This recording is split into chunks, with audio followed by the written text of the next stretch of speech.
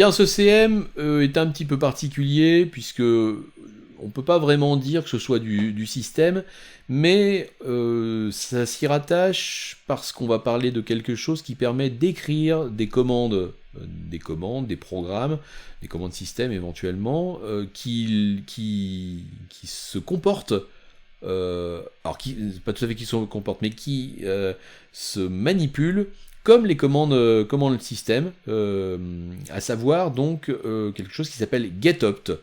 Et on va voir tout de suite qu'est-ce que ça signifie se comporter ou avoir un mode d'utilisation qui est proche de ce qu'on trouve dans les commandes système. Je vais parler pour ça des options et des arguments d'une commande. Donc le format d'une commande Unix est sous cette forme-ci, à savoir commande option, commande entre crochets option ou commande entre crochets option point point point. Donc on appelle ça une ellipse, les points point point. Ça signifie quoi? Commande option, ça signifie que, alors même si le terme option sous-entend qu'il n'y a, c'est optionnel donc c'est pas obligatoire, certaines options peuvent être obligatoires, on les appelle, c'est le terme qu'on utilise, on les appelle les options, tout ce qui commence par un tiret quelque chose, eh bien c'est ce qu'on appelle une option. On met des crochets pour signifier que cette option, eh bien, elle est justement optionnelle, c'est-à-dire qu'elle n'a pas de caractère obligatoire, pas obligé d'être précisé sur la ligne de commande. Et les trois petits points, donc l'ellipse, indiquent qu'on a la possibilité d'avoir une succession d'options similaires. Donc c'est comme ça que se présente, quand vous faites un man d'une commande, vous allez voir que vous avez des crochets, donc là vous savez que ça c'est pas obligatoire, et vous avez des trois petits points pour dire qu'on a une succession. Par exemple, si vous allez sur le man de ls, très certainement vous aurez un ls, et le fic sera entre crochets pour dire on peut faire juste un ls tout court. Le fic n'est pas, enfin le nom du fichier qu'on veut lister ou des fichiers qu'on veut lister n'est pas obligatoire, et on aura fic, trois petits points pour dire on peut en mettre un, mais on peut en mettre plusieurs aussi. Une option est généralement précédée d'un tiret. Alors le tiret, on l'appelle tiret, on l'appelle moins, on l'appelle dash éventuellement, et petit rappel, s'il était nécessaire, c'est pas le tiret du 6. Exemple, ls-l, wc-w. Alors, je sais que moi j'utilise parfois le terme moins ou le terme tiret, ls-l, je le dis, et wc-w, je le dis aussi. Donc parfois j'utilise tiret, parfois j'utilise moins. Bon, à vous de voir comment vous voulez l'appeler. De toute manière, ça restera compréhensible, puisque tous ces mots-là signifient la même chose et sont utilisés assez traditionnellement. Voilà, tous ces mots sont équivalents.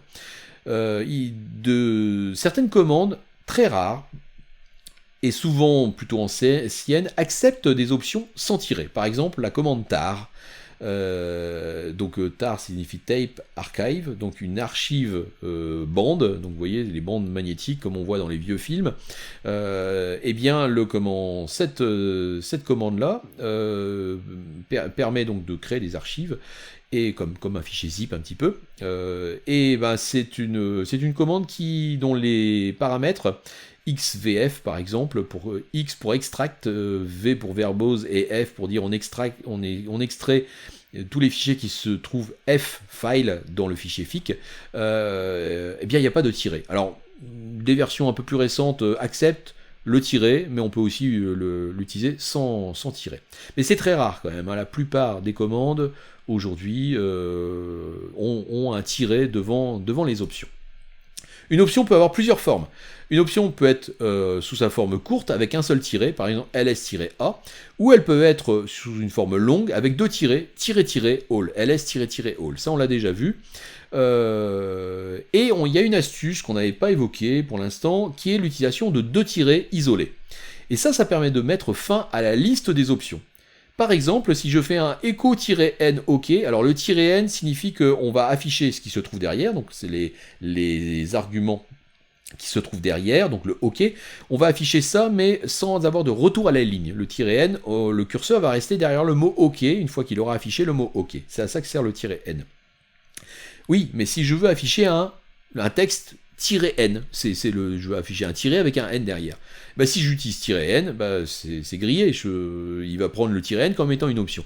Eh bien l'astuce, c'est d'utiliser un tiret-tiret pour dire à partir de maintenant, tout ce qui va suivre n'est plus à considérer comme une option. Même s'il y a un tiret, eh ben, il faut le prendre tel quel. Il faut le prendre comme du texte à afficher pour echo, mais un nom de fichier, par exemple pour un ls. Si on fait un ls-la, par exemple, et qu'on a un fichier qui s'appelle -la. Bon, évidemment, c'est une très mauvaise idée d'appeler un fichier -la, mais pourquoi pas? Ben, si je veux faire un ls-la pour afficher mon fichier en question, eh ben, je suis coincé, parce que le -la, il va le prendre comme l'option -l et -a. Eh bien, on peut utiliser cette technique-là du double tiret. Donc, exemple dans notre echo, je fais un echo tiret-tiret, et à partir de maintenant, tout ce qui va suivre, eh bien, il va dire, ok, c'est plus des options. Donc, echo tiret-tiret, espace, -n, ok, eh bien, ça va afficher -n, espace, ok. Le tiret-tiret permet de mettre fin à cette liste d'options. Une option peut avoir des arguments, c'est-à-dire, en fait, avoir besoin de choses supplémentaires derrière, c'est-à-dire de ne pas... Par exemple, prenons l'exemple un sort ou un cut-d avec le symbole qui nous donne le séparateur de champ. Eh bien, -d tout seul, ça marche pas, il lui faut -d avec un truc en plus derrière. Bon, bah c'est ça, c'est un argument au -d. Exemple, une commande, option courte, espace, argument. Deuxième syntaxe, option longue, espace, argument, et cette option longue, elle a une deuxième syntaxe possible, c'est option longue égale argument. Un argument peut être obligatoire ou facultatif. Alors j'ai parlé dans l'exemple du -d du cut, que cut-d tout seul, ça ne marchait pas, il fallait avoir un argument derrière. Mais parfois, il y a certaines commandes qui acceptent des arguments obligatoires, comme le -d du cut, mais parfois d'autres commandes ont aussi des arguments qui sont facultatifs. Et donc il n'y a pas d'obligation à avoir l'argument. Donc l'argument d'une option longue peut être écrit de deux manières, soit avec un espace, soit avec un égal, et un égal qui est collé en fait à l'option longue et à l'argument. Tout ça c'est collé ensemble, il n'y a pas d'espace. Certaines commandes n'ont aucune option. Alors ça, c'est super rare. Moi, j'en connais 3. Si quelqu'un en connaît d'autres, donc n'hésitez pas à me les communiquer. Je connais true, qui renvoie simplement un code 0, true, donc exit success. Alors attention, parce que ça retourne 0, on pourrait penser, c'est pas du booléen, hein. On a dit une commande qui retourne 0, c'est que tout s'est bien passé. Une commande qui retourne autre chose que 0, c'est que ça s'est pas bien passé. Donc c'est pas une valeur booléenne. Il se trouve qu'il y a des commandes qui s'appellent true et false, dont l'action est hyper simple. C'est tout simplement un main avec pour true un return exit success et pour false ça sera un return exit failure. Voilà, c'est tout ce que fait la commande. Vous allez me dire à quoi ça sert. Il y a un usage à ces commandes là, mais on va pas rentrer dans les détails aujourd'hui. Donc true et false sont deux commandes qui n'ont absolument aucune option. Et on a clear qui permet d'effacer l'écran qui pareil n'a aucune option. Et voilà, il existe peut-être d'autres commandes mais elles sont hyper rares. En général, les options n'ont pas de position particulière dans une commande. Par exemple, on peut faire un ls-l espace-a, on peut faire un ls-la, on peut faire un ls-al, un ls-l-all, on peut aussi faire un ls-a-a-a-l. Eh bien, tout ça, c'est la même chose. Ça va avoir le même fonctionnement et ça va être traité par la commande de la même manière. Même avec plusieurs -a, il va gérer ça tout seul en voyant qu'il y a un -a, point. Certaines commandes peuvent avoir un fonctionnement différent avec certaines successions de la même option. C'est assez rare. Et je connais, comme ça de mémoire, je connais qu'un seul cas qui est, par contre, pas si rare que ça. Je dirais que c'est rare que les options puissent se cumuler, mais il y a une option qui est pas très rare et qui a ce comportement-là, c'est le -v, qui souvent, enfin pas rare, c'est pas super commun non plus, mais je connais plusieurs commandes qui font ça, le -v, et je l'utilise même moi-même, le -v signifiant verbose, et qu'en fait, multiplier les -v permet d'augmenter la verbosité de la commande. Alors verbose, verbosité, pourquoi? Bah, souvent pour débugger. C'est-à-dire qu'une commande qui a une action et elle est assez longue à s'exécuter, elle fait beaucoup de choses, elle manipule beaucoup de fichiers, eh bien, vous utilisez SSH par exemple, eh bien, SSH a ce -v là qu'on peut multiplier plusieurs fois et qui va afficher à l'écran. Alors le SSH que vous utilisez dans Visual Studio Code, par contre, il masque tout ça, mais si vous le faites à la main, vous allez le voir, et qui permet parce que le SSH permet de se connecter à un serveur en mode sécurisé, et donc ça fait intervenir à la fois le client et le serveur, et puis parfois on n'arrive pas à se connecter pour des raisons de droit ou voilà qu'on n'arrive pas tout à fait à identifier. Eh bien, en utilisant -v, ça permet d'afficher à l'écran des informations lors de la connexion. Bah voilà, je tente de me connecter au serveur, il m'a répondu telle chose, je lui ai passé ma clé, etc., etc. Et plus on va mettre des -v, plus on va avoir beaucoup de choses qui vont s'afficher. Ça permet de débugger, pas de débugger tout à fait, mais de dépanner, enfin d'arriver à comprendre bah, pourquoi j'arrive pas à me connecter. Et puis là, il va vraiment, avec 3 -v, je crois qu'on arrive au maximum de la verbosité. Et puis là, ça affiche beaucoup de choses à l'écran, mais au moins ça permet de savoir à quel moment ça coince. Voilà. Donc le -v, c'est un truc qu'on trouve de temps en temps dans certaines commandes et qui est cumulatif. Mais là, c'est la fonction, c'est la commande qui va gérer cette notion d'accumulation de -v pour dire j'augmente le niveau de verbosité de la commande. La plupart des autres options n'ont pas cette notion là d'accroissement donc un seul -l par exemple, un -l et 3 -l, ça va pas changer le -l, ça sera un -l. Ces donc, options n'ont pas de position particulière, peuvent apparaître n'importe où et doivent apparaître n'importe où avant un double tiret, un tiret, comme on a vu précédemment, qui là met fin à la liste des options. Tout ce qui se trouve derrière le tiret, eh ben, ça sera pris comme du texte, comme un paramètre en fait à la commande. Il y a juste que les arguments qui ont une position obligatoire, c'est-à-dire qu'en fait, si vous avez une option qui requiert un argument, par exemple -d avec 2 points pour dire le séparateur c'est un 2 points, ben le 2 points il doit se trouver derrière le -d. Il ne peut pas être beaucoup plus loin ou être précisé avant. Il doit être attaché à son option. On en tire une conclusion de tout ça, c'est que dans ce que je viens de décrire, on se rend compte que ça peut être très compliqué quand même d'analyser tous les cas possibles, entre les passages d'options, les passages d'arguments. Comment font toutes ces commandes système qui finalement elles gèrent ça super bien et elles sont super souples dans l'utilisation des options et des arguments. Un ls-la, ls-al fonctionne, un rm-r, rm, peut-être pas rr, rm, mais un cp par exemple, cp-p, un cp-r, grand R, voilà. On se préoccupe pas trop de savoir dans quel sens on va les mettre, quoi. Donc, on a une certaine habitude dans les options. Par exemple, moi j'écris un ls-la, j'écris rarement un -al, par exemple. Mais peut-être que d'autres vont utiliser un -al, chacun a ses propres habitudes. Comment font toutes ces fonctions pour être aussi souples et puis vraiment être capable de traiter tous les cas? On peut se poser la question. Eh bien, la réponse, c'est justement le sujet du CM d'aujourd'hui, GetOpt. Le GetOpt, qu'on peut traduire par GetOptions, c'est un mécanisme qui va s'occuper pour vous, et ça c'est super, de disséquer toutes les options et les arguments qui sont passés à votre commande. Alors je parle de votre commande en tant que développeur ou développeuse d'une commande. Évidemment, les commandes que vous utilisez du système, c'est pas vous qui les développez.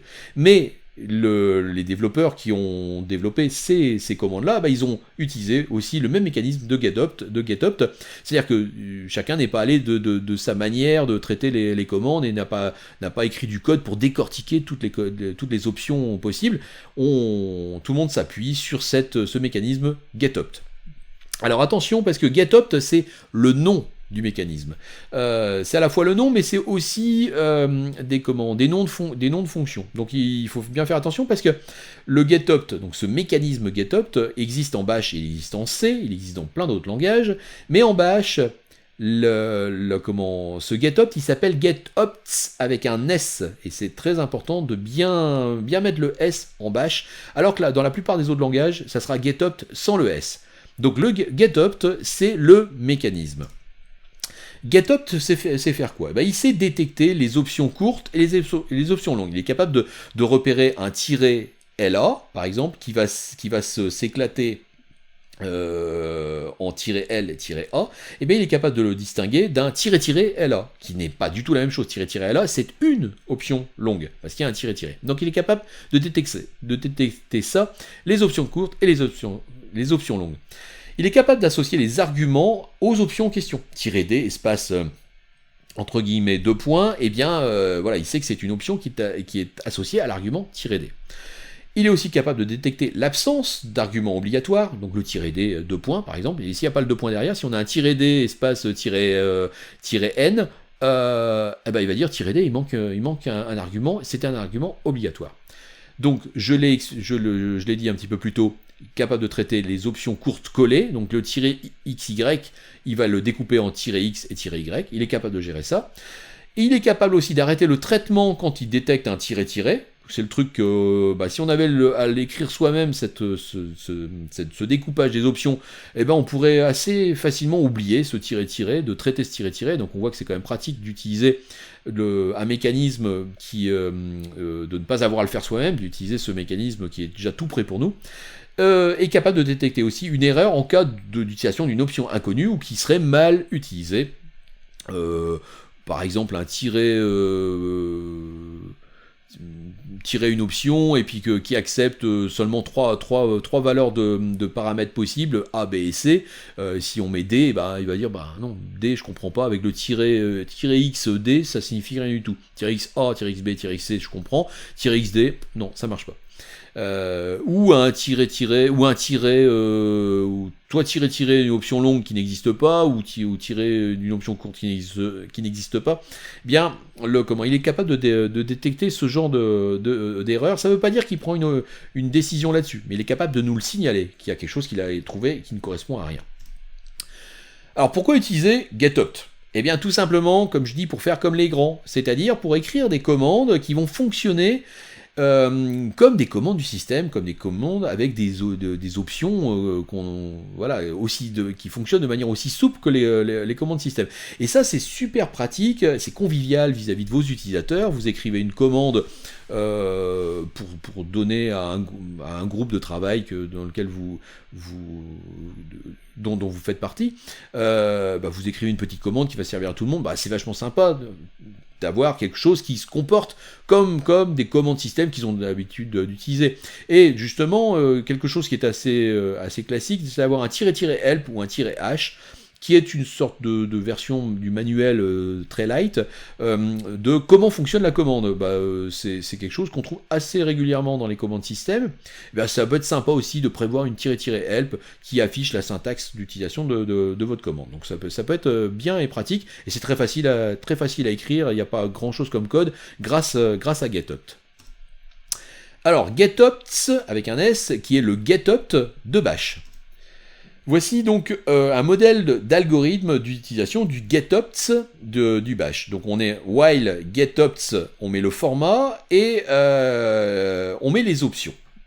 Une variable option. C'est une variable qu'on peut appeler option, qu'on peut appeler comme on veut, mais c'est une variable qui va réceptionner en fait l'option en question que dans la boucle on est en train de traiter. Et ensuite, on a un case ESAC, donc là on retrouve la syntaxe en fait du case en bash.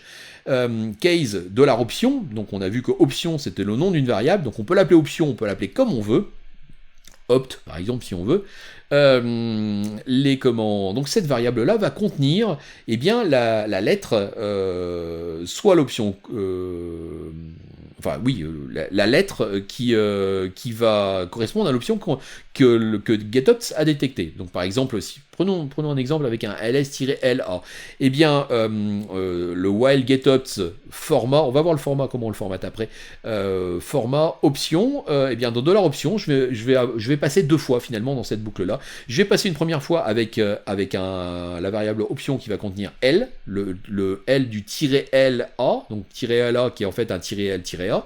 Donc on va avoir un L dans option, donc on va faire un case option pardon, entre guillemets, in, et puis là vous allez avoir toutes vos listes d'options courtes, hein, donc vous allez avoir un L, vous allez avoir un A, et vous allez voir l'étoile qui va être attrape tout, c'est-à-dire que tout ce qui ne correspond pas à l'une des options précédentes, va atterrir dans le étoile. Donc si on a un L, je fais une action particulière, point virgule pour dire qu'on est à la fin de notre option du case, hein, et de notre cas en fait, notre cas L. Ensuite on va avoir le A en dessous, je vais faire une action particulière. Alors, la plupart du temps les actions c'est plutôt la mémorisation de la présence de l'option. C'est-à-dire que sur un ls-la, si j'avais à l'écrire, je ne vais pas faire mon ls-l là-dedans. Je vais juste, dans une variable par exemple, mémoriser le fait que l'utilisateur a utilisé -l. Donc je vais peut-être avoir une variable qui va s'appeler long égale true, pour savoir que quand je ferai mon ls plus loin, après le while getOpts, quand je vais vraiment faire mon action, il faudra que je prenne en considération que l'utilisateur avait demandé une version longue, donc je vais tester ma variable $long, que j'aurais passé à true, et je vais dire, tiens, $long vaut true, je sais qu'il faut que j'affiche de manière détaillée ma liste de fichiers.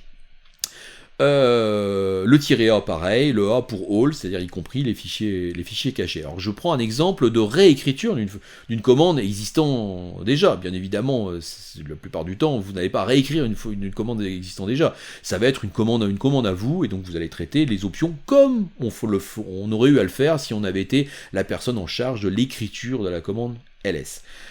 Donc ça, c'est modèle d'algorithme que vous allez pouvoir réutiliser pour l'écriture en bash. Le format, le fameux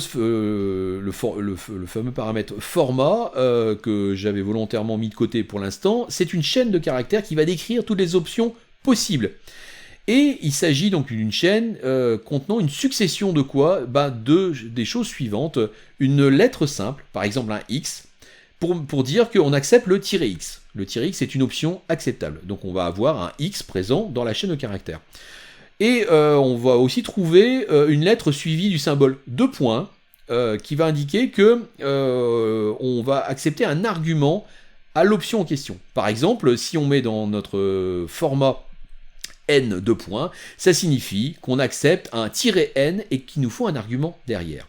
Exemple de chaîne de format, HVK de points. Ça signifie quoi? HVK de points, donc dans la chaîne format du getOpts, que vous aurez à la diapo précédente, vous remontez en arrière si vous avez besoin, ça indique tout simplement qu'on accepte un -h, un -v et un -k avec un argument derrière.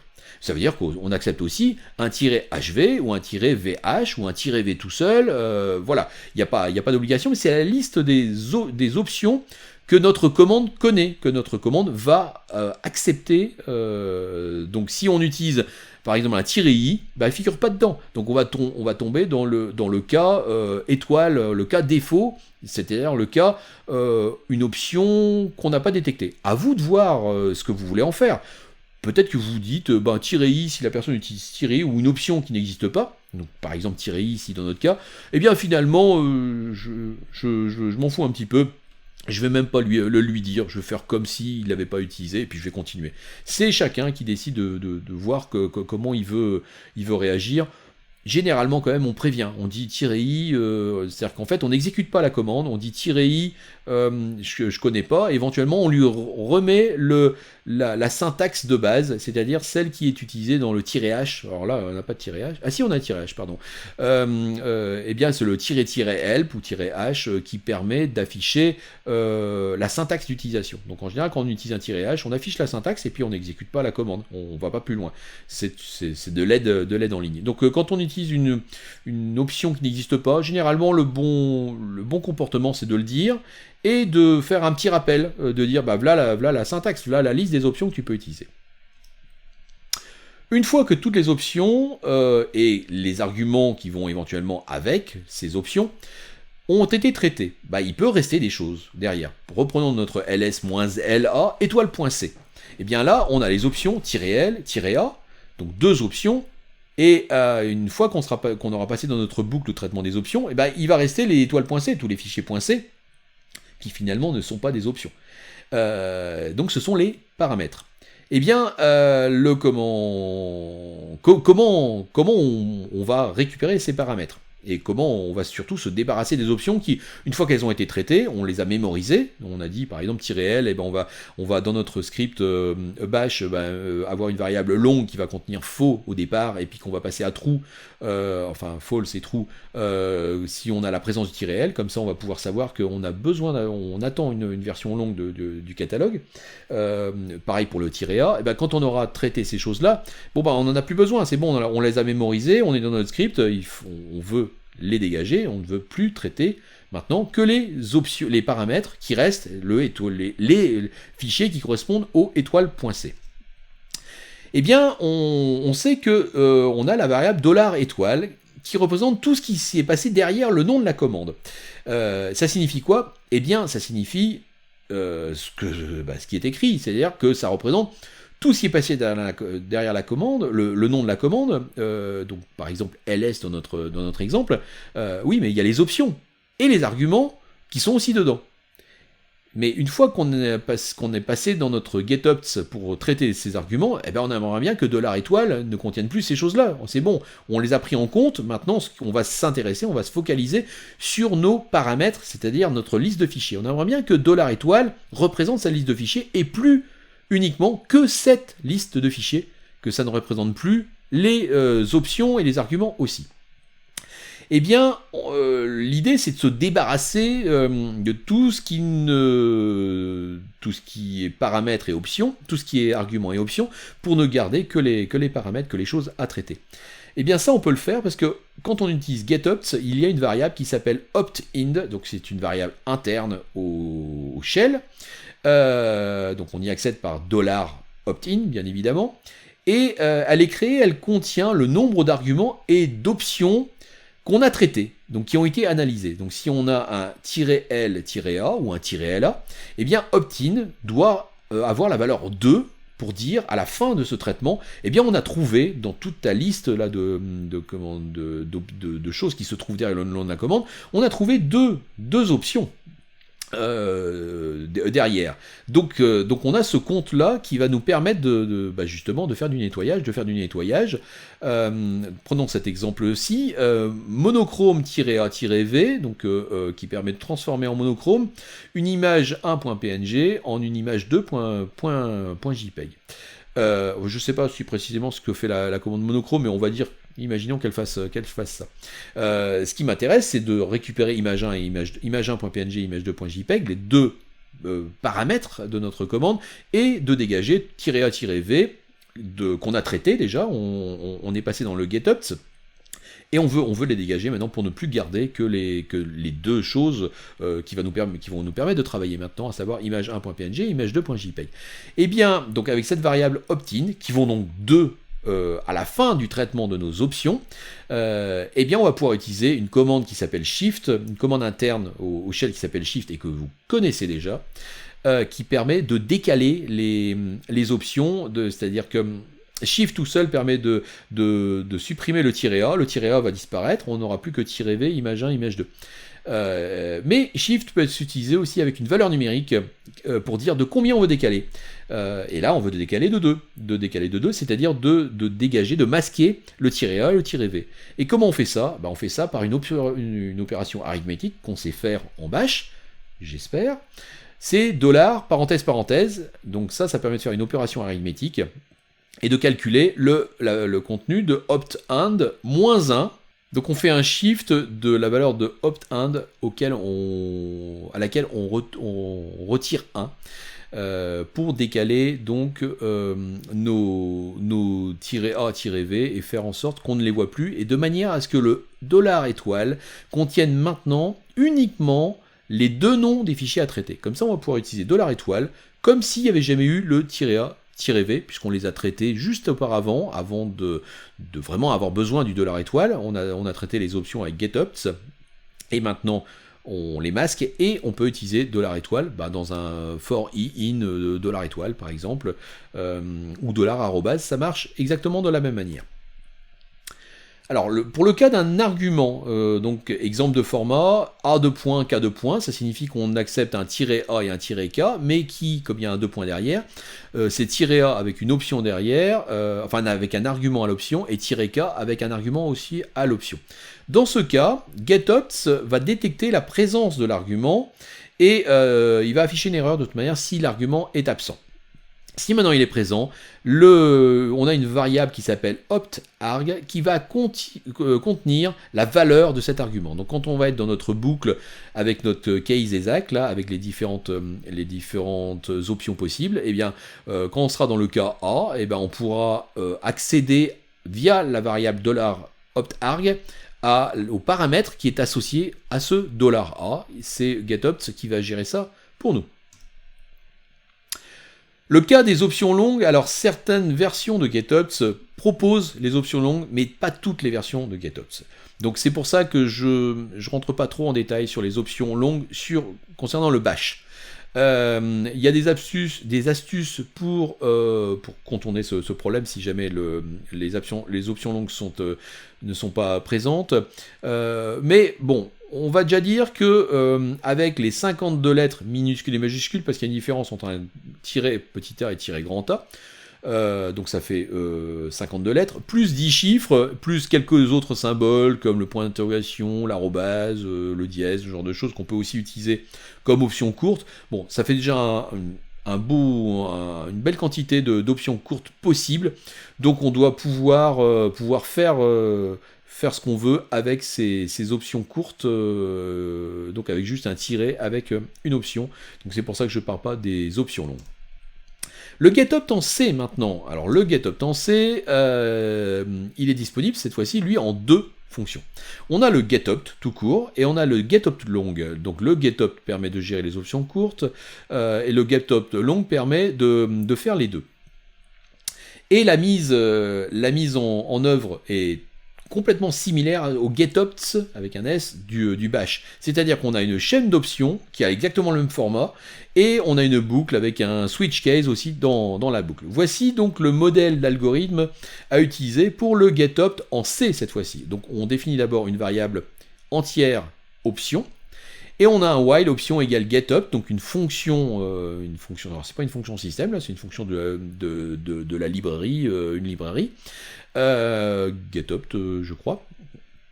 On lui passe en paramètres argc, argv, donc ce qui sont les deux paramètres qu'on a dans notre main. Alors ça, vous verrez ça en détail en deuxième année. Ça, vous n'avez pas l'utiliser. Je vous le donne pour information. Pour les plus curieux, vous pouvez aller regarder comment ça se passe, mais on utilisera ça. On pourra utiliser ça l'année prochaine en système aussi. Donc argc, argv, qui sont les deux paramètres qui sont reçus donc dans un main, dans la fonction main de tout programme en C. Donc on passe en paramètre donc argc, argv, et on passe le format entre la chaîne format, qui est de la même nature que la chaîne pour le getOpt du bash. Et tant que tout ça, ça nous retourne quelque chose qui est différent de -1, c'est qu'il reste des options à analyser.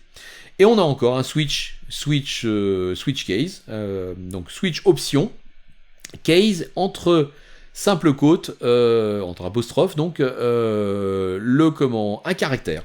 Par exemple, si on se reprend encore l'exemple du tiret LA du LS, eh bien ici on aurait case L, on met pas le tiret jamais, on met case L, de toute manière c'est un caractère. Et bien si case L, ça veut dire qu'on a reçu l'option -L, et ben on fait le traitement. Ici on voit qu'est-ce qu'on veut traiter. La plupart du temps on mémorise la présence du -L parce que le code d'exécution de notre commande va se trouver après le traitement du getOpt, après notre boucle de traitement du getOpt. C'est pas dans le traitement du getOpt qu'on fait l'exécution de notre commande. La plupart du temps, effectivement, on le fait après. Cette boucle-là, elle est juste là pour décortiquer les différentes options. Donc -L, on va tester est-ce que option vaut le caractère L. Alors attention, petite chose un petit peu bizarre, enfin qui peut vous paraître un petit peu bizarre, c'est que le option c'est un entier et on va le comparer à un caractère. Donc on a l'impression que voilà, il y a un problème.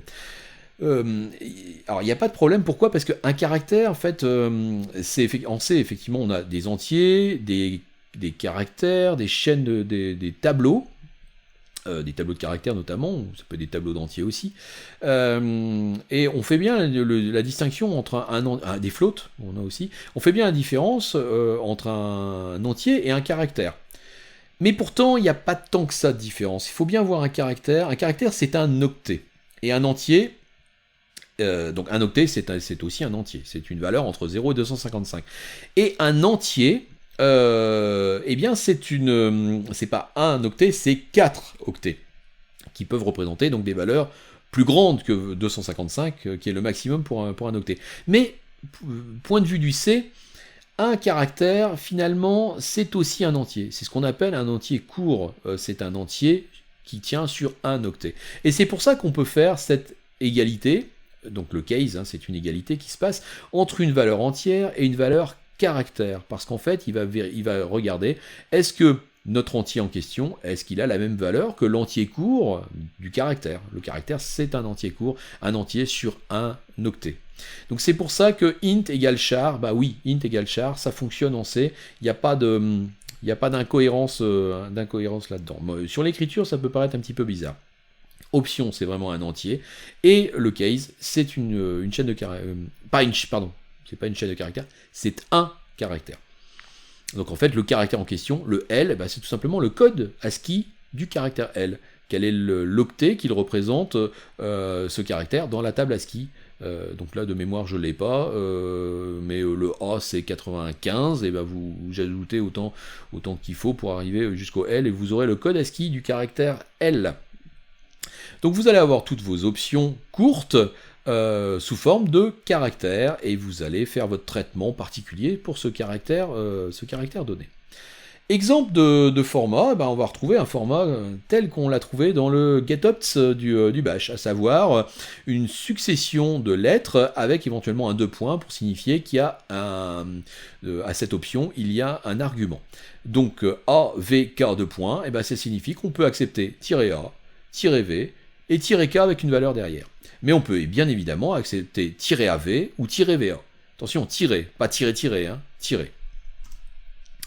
Quand une option possède un argument, getOpt va utiliser une variable globale, on va retrouver la même similitude avec le bash, qui s'appelle optarg, et qui va stocker un pointeur, pardon, le terme de pointeur c'est un peu abusif, enfin c'est pas abusif, c'est exactement ce qui se passe, mais dans mon explication, je suis pas persuadé que vous ayez encore vu les pointeurs, vous allez les voir à la toute fin des cours d'algoprog, mais bon, je vous le donne quand même, parce que ce CM, vous pourrez éventuellement revenir l'année prochaine, en deuxième année, sur ce CM pourra vous servir. Donc là, la notion de pointeur, vous la comprendrez. Donc c'est un pointeur vers une chaîne de caractères qui représente cet argument. En gros, c'est une chaîne de caractères. On va simplifier en disant c'est une chaîne de caractères optarg.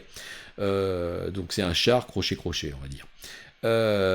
Exemple, case, option courte avec argument. C'est pas une chaîne de caractères, ça c'est une option courte. Par exemple, A, B, C, D, L, voilà, D par exemple, pour représenter un "-D". Donc case D par exemple, printf argument 2 points pour 100s, là on voit qu'on affiche une chaîne de caractères, optarg, donc c'est un tableau de caractères, une chaîne de caractères, et ce optarg, dans l'exemple d'un "-D entre apostrophe 2 points, si on se remettait dans le cut, excusez-moi, c'est le cut ou sort, je sais plus. Moi aussi, je me mélange entre les "-D et les "-T", et je regarde le manuel en général pour me remettre ça en mémoire, et c'est pour ça qu'on vous demande de le noter sur une feuille pour les contrôles. Il n'y a pas de mal à mélanger les deux. L'essentiel, c'est de savoir retrouver rapidement les options en question. Hein. Ça, c'est petite parenthèse. Donc, "-D 2 points, par exemple, j'aurai case D entre apostrophes pour dire je traite l'option D, puisqu'il l'a trouvé, il a trouvé une option D, donc je rentre dans ce case-là. Et dans optarg, on aura une chaîne de caractères, pas un caractère, une chaîne de caractères dans laquelle on aura 2 points, puisqu'on aura "-D, espace, entre guillemets, ou entre apostrophes, 2 points qui auront été mis. Ce qui veut dire que cette option-là, là c'est qu'un seul caractère, mais elle se présente quand même sous une forme de chaîne de caractères. Après la boucle de traitement, donc, eh bien, getopt, tout comme le getopts du bash, va affecter une variable globale qui s'appelle optin. Donc vous voyez, on retrouve exactement les mêmes noms, mais simplement là c'est en minuscule, qui va contenir l'indice du dernier paramètre qui n'est ni une option ni un argument. Voilà. Donc le opt-in vaudra donc le dernier paramètre qui n'est ni une option ni un argument, donc vaudra 2. C'est-à-dire qu'on aura le 0, le 1 pour les deux premières options, si on a un -L, -A par exemple, et le $2, bah, c'est le premier paramètre qui n'est ni une option ni un argument. Ce qui permet d'expliquer le shift avec le calcul qu'on avait fait tout à l'heure, le opt-in, on veut décaler. Donc là, on aurait 3 dans le cas du bash, de décaler de opt-in-1, donc on décale de 2. C'était peut-être mal expliqué dans la partie bash. Exemple, for int index égale opt-in. Là, on n'a pas ce décalage à faire parce qu'on est capable d'accéder à nos arguments avec argv, donc argv avec l'indice derrière. Donc argv de 2, bah, c'est bien le troisième argument.